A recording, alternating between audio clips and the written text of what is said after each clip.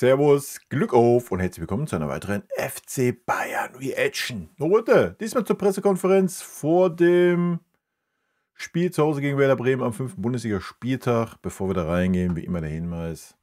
Wenn euch gefällt, was ihr seht, hypen, liken, kommentieren, abonnieren. Damit unterstützt ihr einfach das, was ich hier so tue. Ja? Und würde ich sagen, schnacken wir gar nicht rum. Ja, willkommen. Abfahrt. Morgen gibt es wieder ein Spiel zu Hause gegen SV Werder Bremen. Darüber sprechen wir jetzt mit unserer Kompanie und Max natürlich. Bitte schön. Let's go. Die Gespräche beginnen. Hanna Reif in der Mitte, das Mikrofon für Merkur und TZ auf der Seite.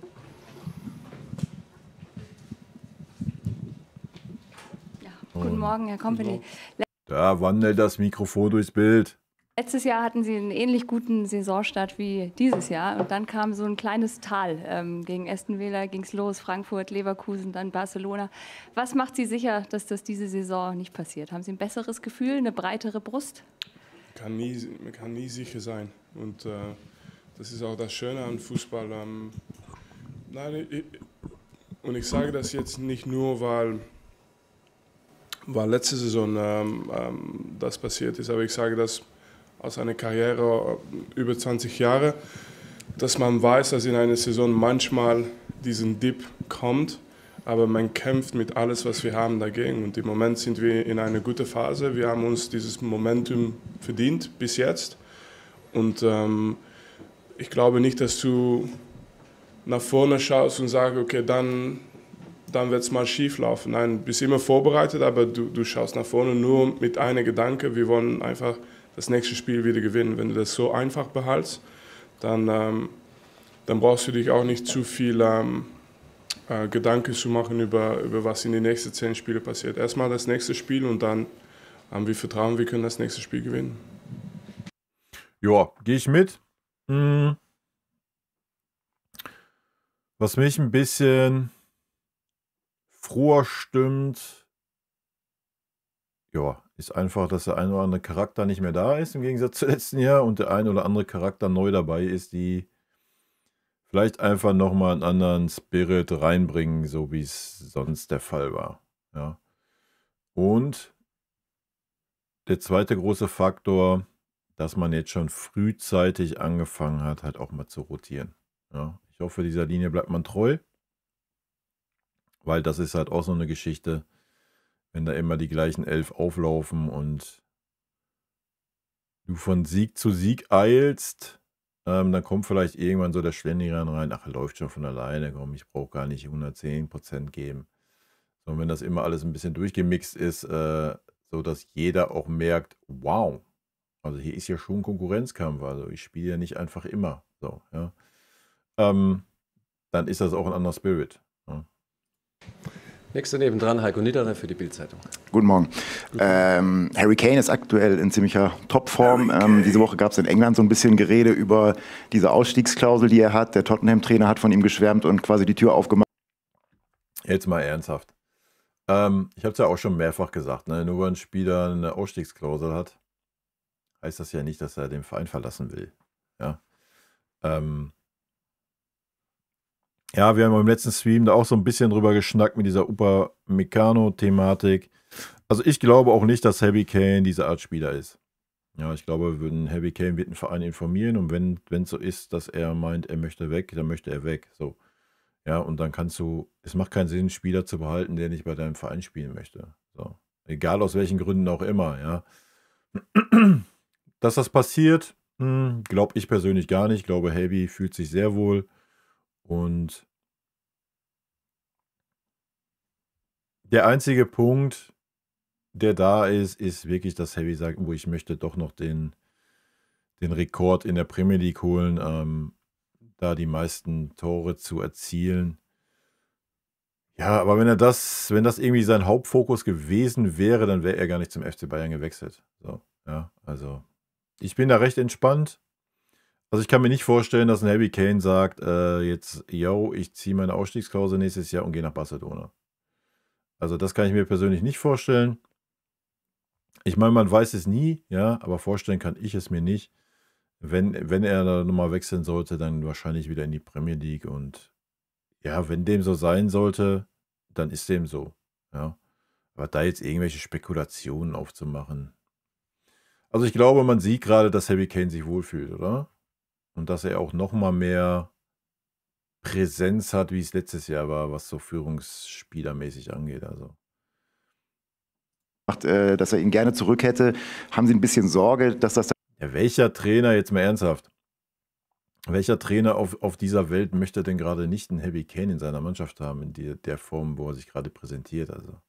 tatsächlich irgendwann kommen könnte, dass diese Klausel möglicherweise greift. Und auch die Frage an Max Eberl, gibt es diese Gedanken über diese Klausel, gibt es da vielleicht auch Gedanken, mit ihm über eine Verlängerung zu reden oder diese Klausel ihm abzukaufen, meinetwegen? Ja, also Sie haben gerade gesagt, er ist jetzt in einer hervorragenden Phase. Und das Letzte, was ich jetzt machen will, ist eine Tür öffnen zu einer anderen Diskussion. Also das Einzige, was ich immer sehe mit Harry, ist, dass er noch immer diese Hunger hat, Preise zu gewinnen. Und das kann bei Bayern. Und das ist der einzige Fokus. Ja. Gut, ich glaube, ich habe ja letzten Samstag zu Harry schon sehr viel gesagt, dass ich finde, dass er in seinem Alter nochmal riesen Entwicklung macht als Persönlichkeit auf dem Platz. Ich habe in Tottenham, natürlich kannten wir ihn alle vom Tore schießen her, aber ich glaube... Na, Max sieht aber auch noch nicht lange wach aus, hä? Wie er jetzt gerade in dieser Mannschaft Fußball spielt, nicht nur Tore erzielt, das habe ich ja bewusst am Samstag gesagt, sondern als Spieler, als Führungsspieler auf dem Platz vorweggeht, sich für die Mannschaft auch aufopfert, zeigt das, was Vinny gerade gesagt hat. Er will einfach gewinnen, der will Titel gewinnen. Das ist das, was sein Hunger ist. Das kann er mit uns, das wollen wir mit ihm zusammen. Er ist alt genug, dass er seine Entscheidungen fällt, ob Klausel, nicht Klausel, was auch immer. Wenn der sagt, ich will eine Entscheidung treffen, das hat er ja bei Tottenham auch gezeigt, dann wird er diese Entscheidung treffen. Ja, das ist halt, was ich sage. Und das, ja, Max hat es jetzt aufs Alter geschoben. Nee, das ist einfach der Charakter dieses Menschen. Ja. Das ist nicht hier so hinterfotzig, so ich gehe mit meinem Vertrag ins letzte Jahr und lasse den Verein mal baumeln und wenn ich meine, ich gehe dahin, gehe ich dahin. So. Ja, das ist einfach eine Charakterfrage und da ist Heavy halt einfach ein anderer Typ. So, ja. Und Max sagt ja dasselbe wie ich gerade. Also Heavy hat sich auf jeden Fall nochmal gesteigert, was das angeht. Ja. Wie er sich bisher in dieser Saison in den Dienst der Mannschaft stellt und trotzdem dann nochmal mehr Tore macht und gleichzeitig aber auch nochmal viel, viel mehr Führung übernimmt in dieser Mannschaft, weil andere Spieler das einfach nicht können. Ja? Also ich glaube, Harry Kane hat sich das jetzt mal angeschaut und nichts gegen Josh und so weiter, ja, aber er sieht auch selber, da ist ein Vakuum und da muss ich rein und das macht er halt. Ja? So. Und natürlich, umso länger ein Spieler im Verein ist, umso mehr kann er das auch tun. Ja? Vor allem, wenn man durch Leistung überzeugt. Und ich denke, das ist außer Frage bei Harry Kane. Aber unser Wunsch ist natürlich mit Harry jetzt diese Saison und auch in Zukunft sehr, sehr erfolgreich zu sein. Auf der rechten Seite Julian Wolf für die Welt. Ja, guten Morgen. Jetzt wird die Frage sogar schon ein bisschen beantwortet von Max Eberl. Ich wollte auch zu Kane fragen. Und Max Eberl hat schon gesagt, man kannte Kane natürlich vom Tore schießen als Vollstrecker, aber mein Eindruck ist, dass in dieser Saison, gerade ohne Musiala, das nochmal deutlicher wird, wie viel er eben für das Spiel tut, dass er sich fallen lässt. Also wir haben das vielleicht auch... Nee, das finde ich gar nicht. Das hat er genauso getan, wo Musiala gerade in der Rückrunde, wo Musiala da war, ist Musiala ja öfter in die Spitze gestoßen. Ja. Selbst da hat sich ein Harry Kane schon so oft fallen lassen auf diese Position und hat die Bälle auf die schnellen Außen gelegt. Ja, das ist vielleicht nicht immer so zum Tragen gekommen, weil unsere Starspieler wie die bei Sané und so die Bälle dann öfter mal verdaddelt haben. Aber das hat Harry Kane schon immer gemacht. Was er diese Saison ein bisschen mehr macht, oder viel mehr macht, meiner Meinung nach, ist einfach dieser defensive Gedanke. Ja? Gerade wenn wir ein Tor erzielt haben, man kennt es immer, man redet immer so von den 5 Minuten nach dem Tor, da müsst ihr mal auf Harry Kane gucken, wie er sich positioniert und dann ist er mehr Achter wie Neuner, ja? Oder Zehner. So, das ist vielleicht ein Unterschied, da gehe ich mit, aber den Einfluss aufs Offensivspiel hatte er 1:1 genauso, ob Musiala auf dem Feld war oder nicht, meiner Meinung nach. Auch vorher schon gesehen, aber in den vergangenen Wochen kommt es extrem zur Geltung. Ist dieser Eindruck richtig, dass Harry Kane, oder sind Sie vielleicht selber auch ein bisschen begeistert, überrascht, wie wichtig er für das Kreativspiel dann auch sein kann, wenn wir mal rein Vorlagen und Tore wegnehmen, sondern für das gesamte Spiel? Yeah, Da sehe ich keinen Unterschied. Da sehe ich echt keinen Unterschied. Das war letzte Saison schon genauso. I'm speaking about an English player, so I'll answer the question in English as well. I think I've said it before because I always remember Harry from playing against him, you know, in the World Cup, Belgium, England, and then as well when he was playing for Tottenham. Junge, dass die immer leiser, wenn ich pushe hier schon plus 8 dB rein auf dem Vinyl und es ist nochmal leiser geworden jetzt wieder. Also Katastrophe. Der Ton bei unseren PKs, Junge. And how I would have judged him at the time and how I would judge him today, it's two different players. He was always a goal scorer, which, you know, obviously it's what he built his career on. But I think he's made a conscious decision for himself to just open up his game to different things, like how he's dropping to receive between the lines. I don't think it's something that I'm always really careful with this because, you know, you want Oh, sie haben es gemerkt. your goal scorers to be in position to score goals. But in the end, it also allows him to lose a little bit the attention of the defenders for a little bit because everybody looks at the playmaking as something that is just him on the ball creating chances for others. I think sometimes the fact that he goes out of position allows him to have less attention from the defenders when he gets back in position because he becomes someone else's problem. And how he... Aber gut, das hat Harry ja schon immer gemacht. Also er sagt gerade, dass es natürlich auch ist, wenn er die Position verlässt, dass er dann außerhalb des Fokus der Abwehrspieler ist. Ja? Und wenn er dann wieder in die Position geht, er natürlich einen gewissen Vorteil hat. So, aber das hat ein Harry Kane schon immer gemacht. Also zumindest bei uns. Ich weiß nicht, wie es bei Tottenham war, aber auch da habe ich es ähnlich empfunden. Das bisschen, was ich da gesehen habe mit Heung-min Son zusammen. Ich glaube, das hat ein Harry Kane schon immer ausgezeichnet, dass er halt nicht da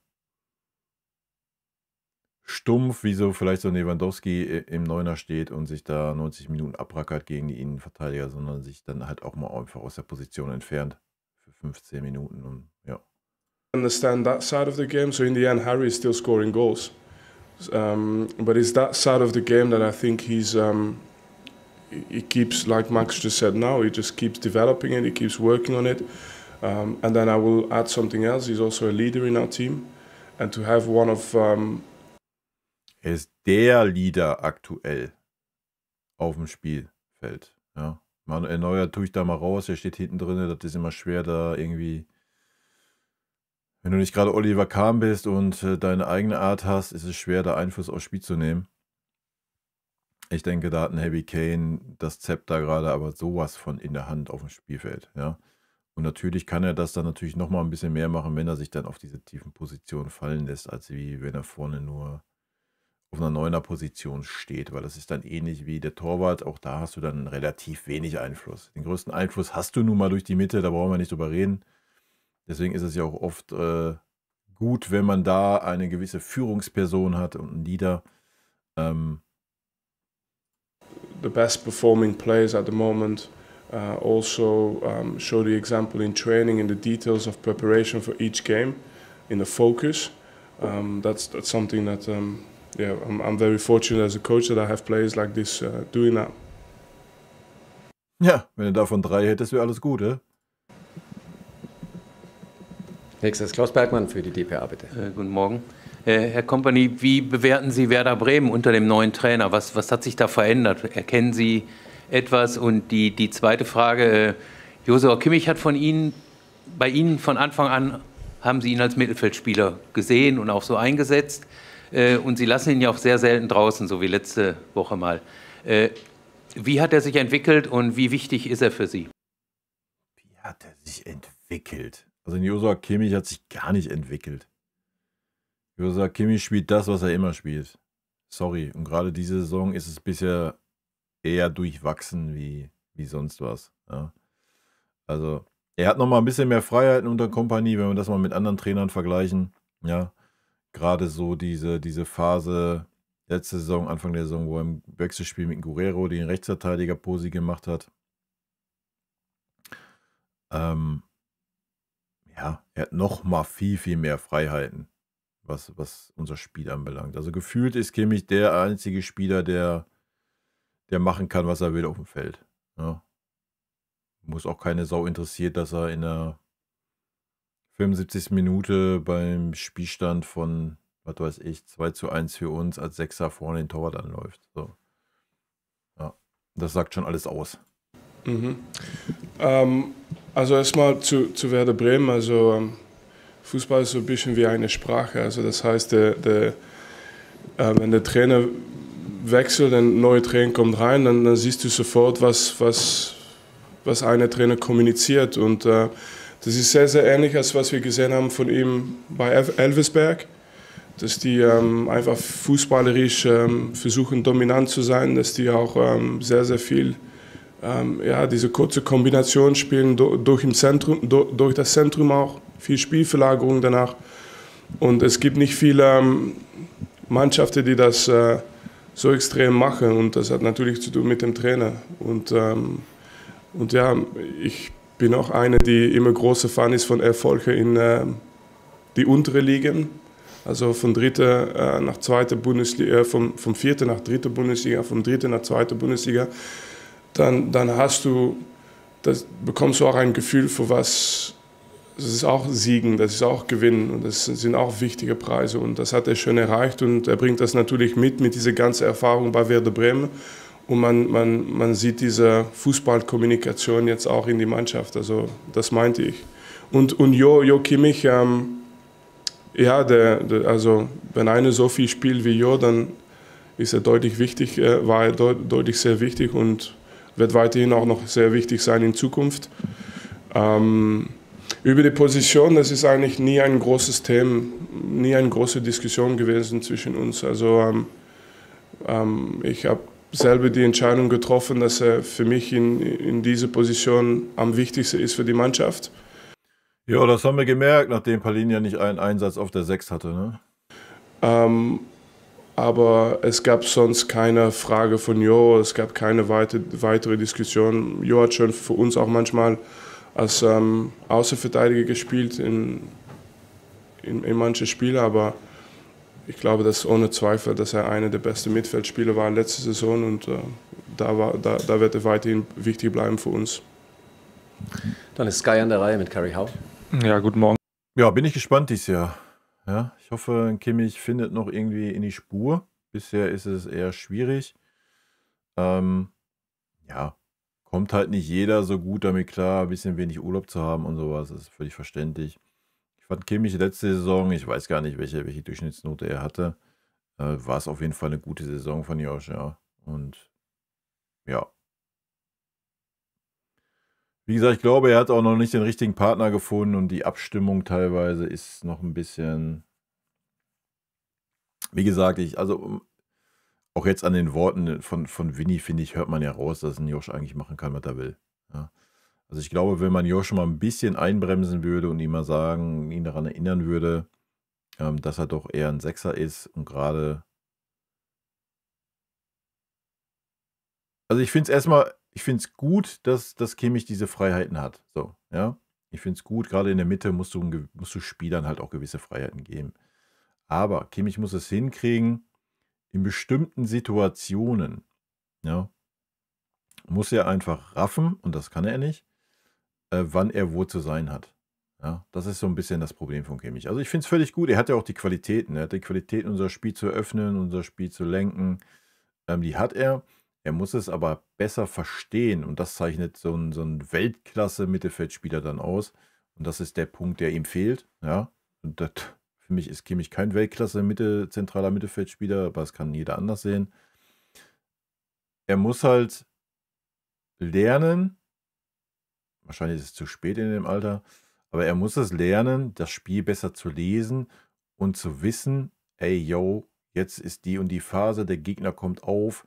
Da macht es keinen Sinn, beim Stand von 2:1 den gegnerischen Torwart anzulaufen, sondern da macht es Sinn, dass ich im defensiven Mittelfeld die Räume schließe und dem Gegner da keine Räume gebe und dann von daher raus das Spiel eröffne. Ja? Das erwarte ich von einem Kimmich, und das passiert nicht. Ja? So, der ist irgendwie, weiß ich nicht.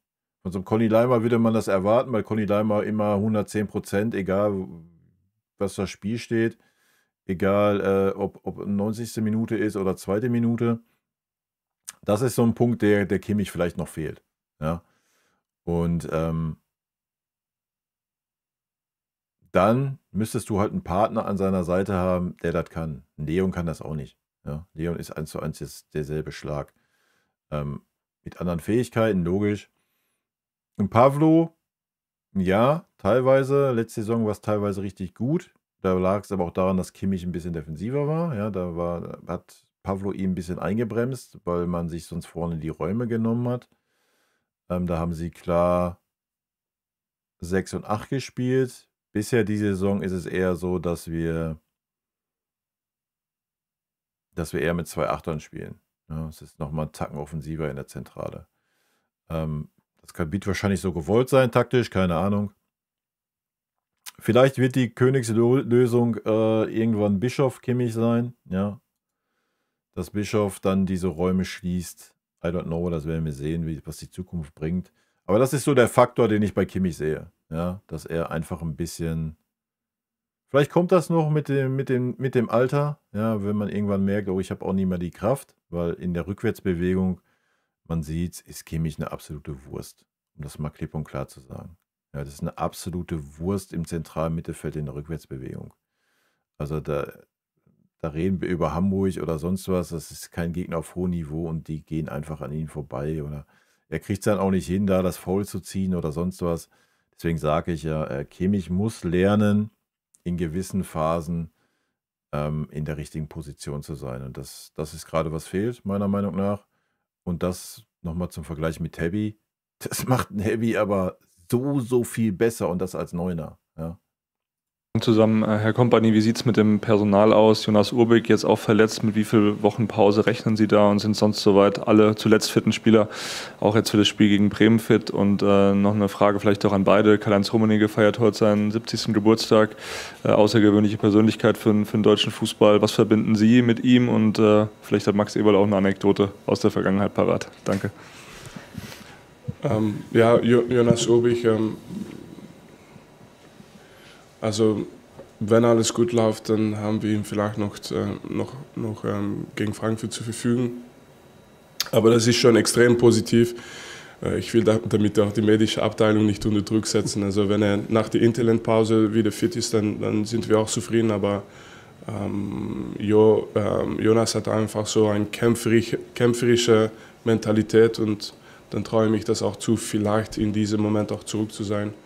And for Kalle, for me, it's easier to explain the specific things in English sometimes. And I feel very privileged to arrive in a club where you have people who have been part of success for 30, 40 years, such a long time. And I know at Bayern there's always discussions about this guy and that guy, and it's always names. But if you take it very simplistically, to be around people with such experience, for me, it's so valuable. Jetzt haben sie nochmal das Mikrofon aufgedreht, ne? Denken sich, oh, jetzt geht's um Kalle, da drehen wir nochmal richtig auf, das Mikrofon. At this stage of my career, to be able to take the information, to understand how they've become so successful, and to make sure that the next 30 or 40 years, I don't know if it's all going to be at Bayern, we'll see, but that the next 30 or 40 years of my career in football, I can hopefully achieve many successes as well. And to be around these people is so important, and it's just as important as, I'm sorry I'm deviating, but it's just as important as the stories I hear from people that was around Sir Alex Ferguson at Manchester United, or people that were at Man City. We have Pep as well, and other. It's so important to be around these people. So yeah, I'm grateful, and I wish him a happy birthday. Ich habe ihm schon gratuliert. Aber ja, er sagt halt, dass es super wichtig ist, dass solche Persönlichkeiten so lange in einem Verein sind, um es kurz und knapp zu übersetzen. ich glaube, das ist oft ja dann Uli Hoeneß genannt, Franz Beckenbauer genannt, aber ich glaube, Kalle Rummenigge ist in dem gleichen Atemzug zu nennen, was er für Bayern. Ey, jetzt mal ohne Witz, ey. Das kann doch nicht sein, Jungs. Ey. Wir sind eine ausgegliederte AG mit über 1 Milliarde Umsatz und kriegen es nicht hin, technisch eine PK auf dem aktuellen Stand zu bringen. Geleistet hat, in unterschiedlichsten Formen als Spieler. Dann kennen wir alle die Geschichte von Uli mit dem Transfer, dass er quasi Bayern im Grunde erst ermöglicht hat, das entstehen zu lassen. Dann kam er zurück als Funktionär, nicht nur bei Bayern, sondern auch für den europäischen Fußball bei der ECA. Also ich glaube, dass Karl-Heinz sehr, sehr stark den Fußball geprägt hat heute, wo er ist. Dementsprechend habe ich ihm gestern schon gratuliert, aber ich glaube, die Huldigungen, die er heute bekommt, die hat er auch verdient. Anekdoten habe ich jetzt nicht, weil ich habe... Ja, da gehe ich mit. Na, da gehe ich mit. Hat vielleicht insgesamt für den Fußball sogar mehr getan wie Uli Hoeneß. Ja, eben durch seine Arbeit in der, wie heißt das, ECA damals. Über viele Jahre, ja, auch in enger Verbindung mit der UEFA. Ich denke, da hat ein Kalle viel vorangebracht und sehr wahrscheinlich mehr wie Uli Hoeneß. Uli Hoeneß war immer so auf dem FC Bayern fokussiert, was völlig fein ist. Beide super wichtig für diesen Verein. Aber man hört es gerade schon, Kalle Rummenigge ist 70 geworden. Das ist derselbe Bums wie bei der FIFA, ne, wie bei der UEFA. Da sitzen halt immer Menschen, die einfach uralt sind. Ja, wie in der Politik. Ja, da sitzen Menschen, die haben halt ihre Ansichten, die sie über Jahre geprägt haben. Und du hast ganz, ganz wenig. Ich weiß nicht, wie es bei Kalle jetzt ist, ja, das soll gar keine Unterstellung sein. Aber du hast es ja oft so, dass alte Menschen halt einfach, die sind eingefahren. So, die haben ihre Meinung, die haben ihre Ansichten und haben auch kein Interesse daran, sich mit dem aktuellen Weltbild auseinanderzusetzen oder aktuellen Entwicklungen und da nur ansatzweise sich damit auseinanderzusetzen und dann ihre Meinung anzupassen, ja. Und das ist halt dann irgendwann das Problem. Es ist super, dass die Leute, also es war der perfekte Zeitpunkt, um es mal klar zu sagen. Es war der perfekte Zeitpunkt, wo Kalle und Uli sich verabschiedet haben. Ja, das war perfekt. So. Sie haben das da hingestellt, bam, es war alles gut. So, das war das perfekte Alter. Komm, alles ist fein. Und damit wäre gut gewesen, ja. Und jetzt kommen zurück, sind vielleicht gar nicht mehr drinne, so in diesem Ganzen, wie sie es früher waren, in dem Tagesgeschäft, in den Entwicklungen, die dabei sind. Ja, weil es sie einfach auch nicht mehr interessiert, weil man gar nicht mehr den Willen hat, so seine ganze Zeit, die man vielleicht noch auf diesem Planeten hat, komplett da wieder reinzustecken, wie man es über Jahrzehnte getan hat, was völlig verständlich ist, wenn man 70 ist. Da sollten andere Sachen mehr Fokus haben, weil es ist sehr unwahrscheinlich, dass man nochmal 70 Jahre auf diesem Planeten verbringt. Aber haben trotzdem ihre Ansichten und meinen trotzdem, wir müssen die hier in den Verein reinbringen, durchdrücken. Das ist ein Riesenproblem, ja. Und das ist gerade unser Problem im Verein und das ist sehr schade, ja. Man hätte einfach das Zepter übergeben müssen und dann die Leute halt auch mal machen lassen sollen, ja. Also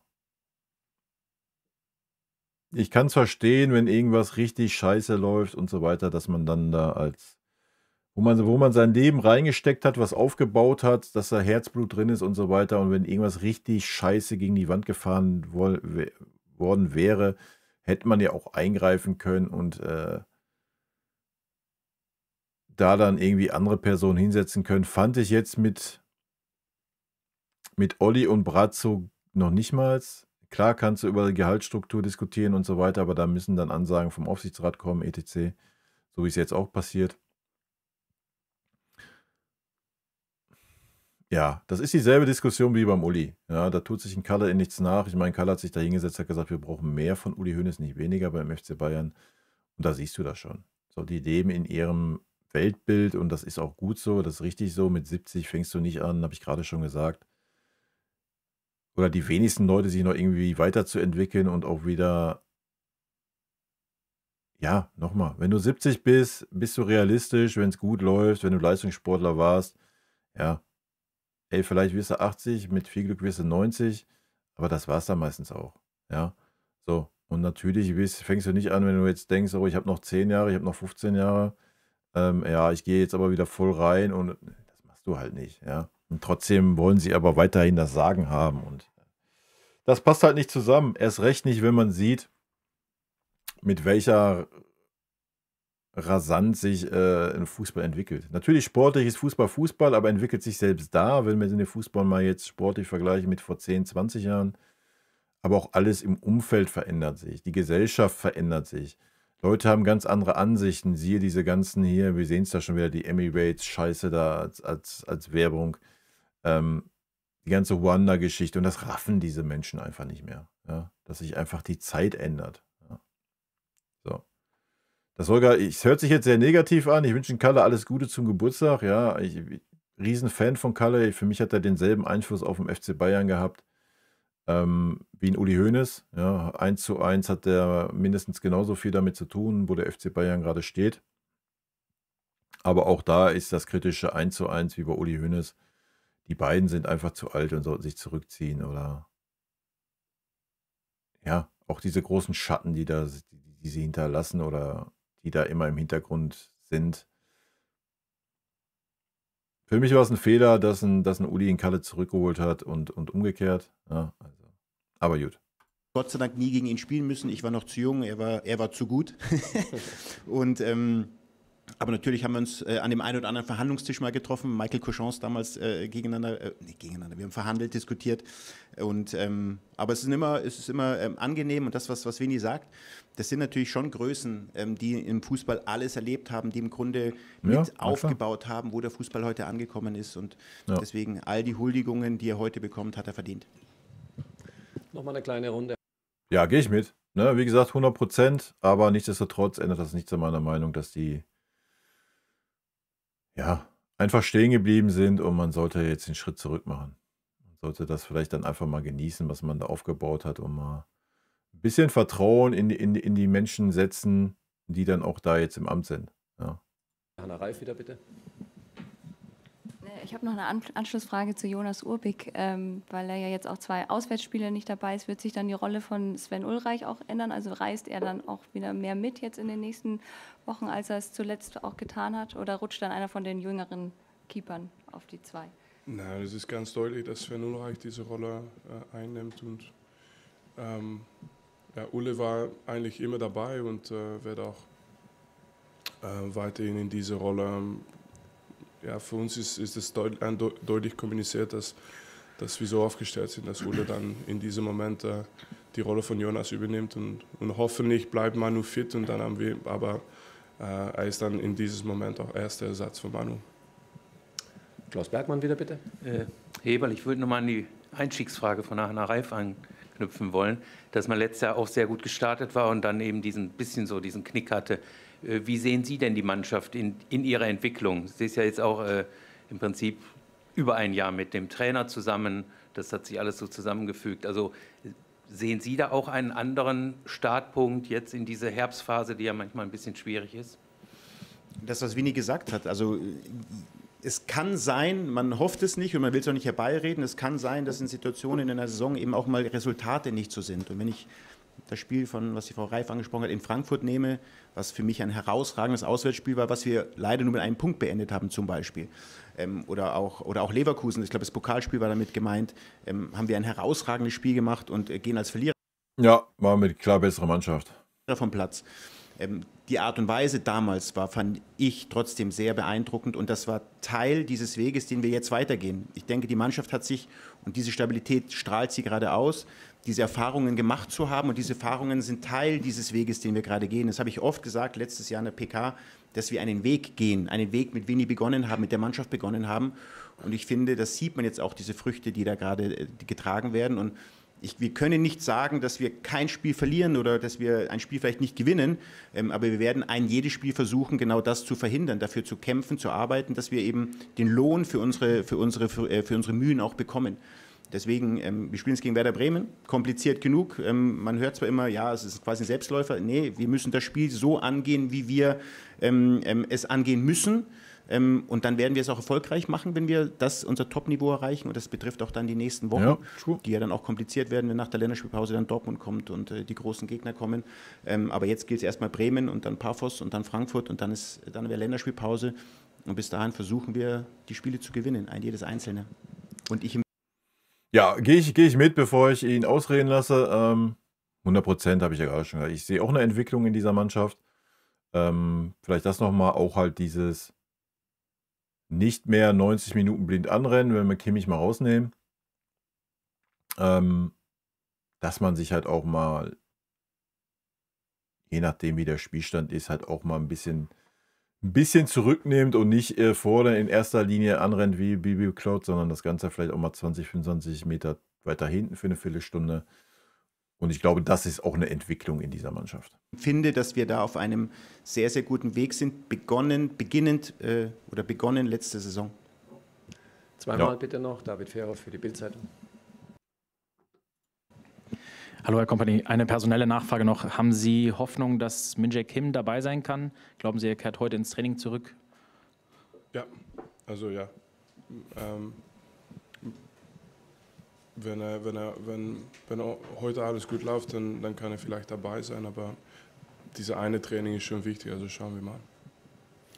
Und Julian Wolf nochmal zum Schluss, bitte. Ja, Vincent, auch noch eine kurze Frage. Ein ehemaliger Mitspieler von Ihnen, Jerome Boateng, hat seine Karriere vor ein paar Tagen beendet. Er möchte Trainer werden, er hat schon die B-Lizenz gemacht und hat uns ein Interview gegeben und hat gesagt, Sie sind ein großes Vorbild für ihn als junger Trainer und er würde sehr gerne bei Ihnen auch hospitieren, um zu lernen. Ist es möglich? Würden Sie ihm die Möglichkeit geben oder gab es da vielleicht schon Kontakt und trauen Sie ihm zu, dass er ein guter Trainer werden kann? A lot of topics, answering English again just to be a little bit easier.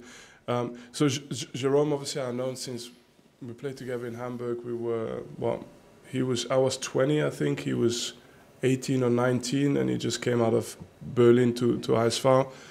And then we played together again in Man City, so we have a common past and we were good friends as well. So first of all, to see him go from that period of time where we were sharing so many moments in Hamburg to become so successful as he did, win 2 Champions League, win the World Cup, win so many Bundesliga titles. I don't think any of us could have thought that 20 years later we'd look back on a career like what he's done. So I'm extremely proud of him, first of all, and happy he's been able to achieve all of this. And then in terms of coaching, of course he can be a top coach if that's what he wants to do. It's like football. You just have to work very hard, and if you put in the work and you surround yourself with good people, which is also important. It's not just one person. It's the people you have around you. Then you can always become. You can always become the best. It takes time. And then anything to do with discussions about staff and who joins the staff or not, and he knows me as well as a person really well. I don't discuss these things in the open. I speak to you about the family, behind closed doors, all the discussions we have to make that are important discussions. We discuss behind closed doors and that's where everybody will find out the information. Das für uns richtig verstehen, also nicht einen Job direkt zu bekommen, sondern eine Hospitanz, also ein paar Wochen. Hospitanz, was ist Traineeship? Tuurlijk, yeah.